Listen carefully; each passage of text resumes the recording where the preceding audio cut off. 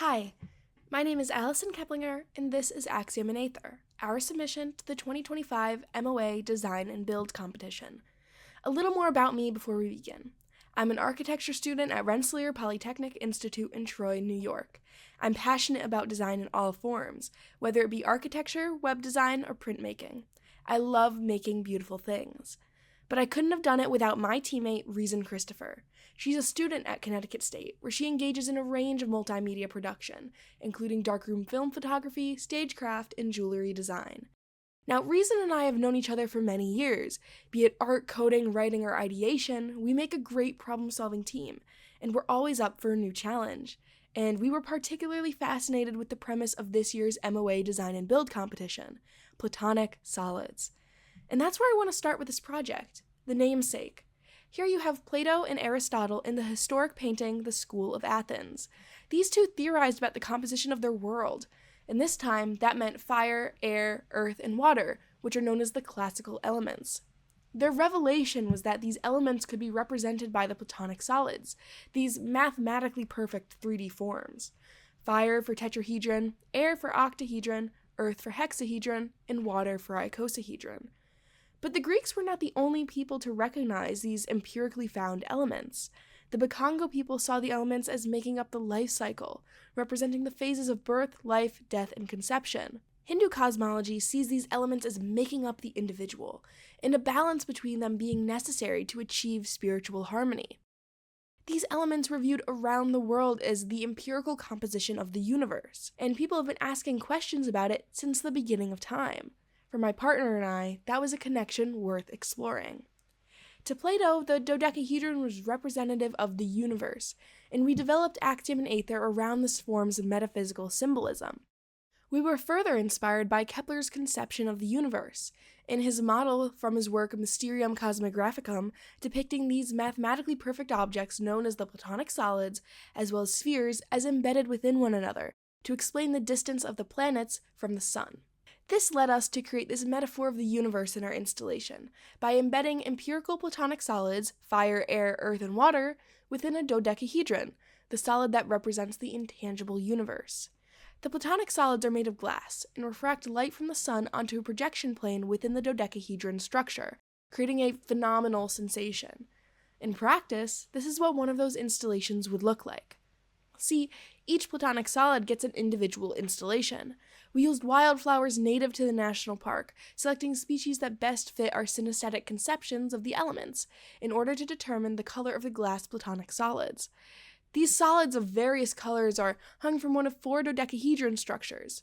Here you can see abstracted versions of the projections when the sun is best aligned with the projection plane.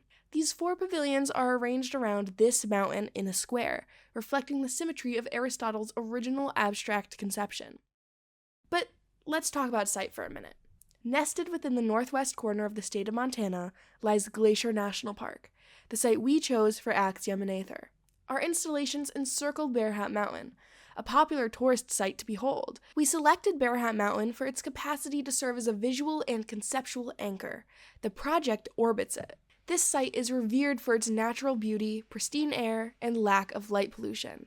From the earliest American expeditions into the region, namely the Lewis and Clark expedition, the region was described as visionary scenes of enchantment that would never have an end.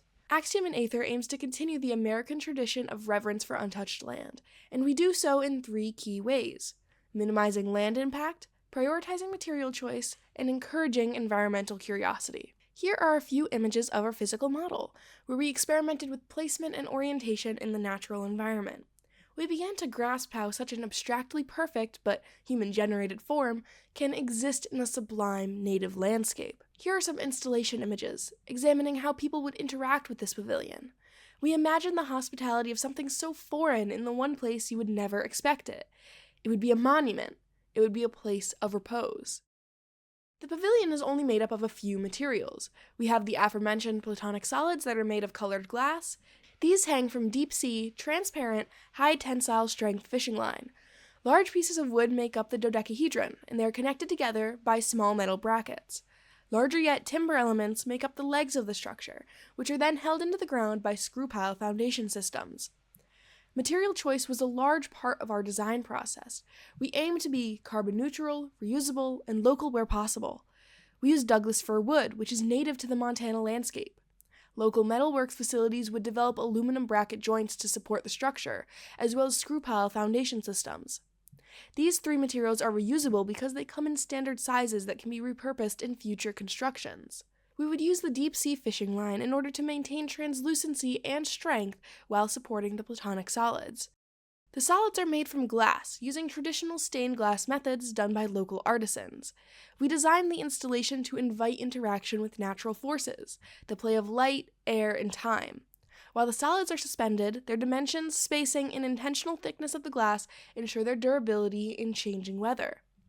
There is the potential for tangling of the solids, but movement isn't a failure of the design, it's a part of its life. Adjustments imposed by the natural environment onto the art aid in the art's purpose. Construction occurs in a few distinct phases: prefabrication, transport to park, transport to site, assembly, and later, disassembly. During prefabrication, standardized materials are gathered and non-standard materials are crafted. The only custom order materials would be the brackets, screw piles, and stained glass objects. And all of the materials can be acquired through local businesses of the nearby city, Kalispell. When off-site preparation is complete, towards the beginning of hiking season for Glacier Park, which is around late May, the materials can be transported onto site using traditional transportation methods. Local sourcing means that this can be done relatively quickly. The materials arrive at one of 2 access locations. Beyond this point, traditional modes of transporting materials would require damage to the natural landscape. The trails onto site are thickly wooded, so we determined that the best method for transporting materials onto site with the least impact to the park would be to use pack horses. Through contact with multiple local stables, we found that the horses can quickly and safely transport materials on site for a relatively slim price. Once the materials are on site, assembly can begin. Only a few supplements such as ladders and handheld tools are needed to assemble the structure. When it is time for disassembly at the end of the hiking season in late September, this process can be done in reverse. This installation serves as a reminder of the community that backs Glacier National Park. By engaging with local businesses and community members, we foster a sense of stewardship over the pristine national land. As for the millions of recreational visitors the park receives per year, we hope to spark a conversation about the relationship between person and park. Viewers are encouraged to ask questions like, where did it come from? Why is it here? What does it mean? In the digital age, where every answer can be willed into existence with a Google search, what reflection occurs when there's no answer to be found? Like us, Axiom and Aether has a lifetime. Though it may be short, we hope that the curiosity of the human mind is stimulated upon seeing this object in the wilderness. As people relax, engage with, and witness this object in the natural world, we hope they find a fresh appreciation for what isn't man-made. We're deeply grateful to the MOA Design and Build competition organizers for creating a space where emerging designers can explore, take risks, and grow. This experience has been transformative. So, thank you.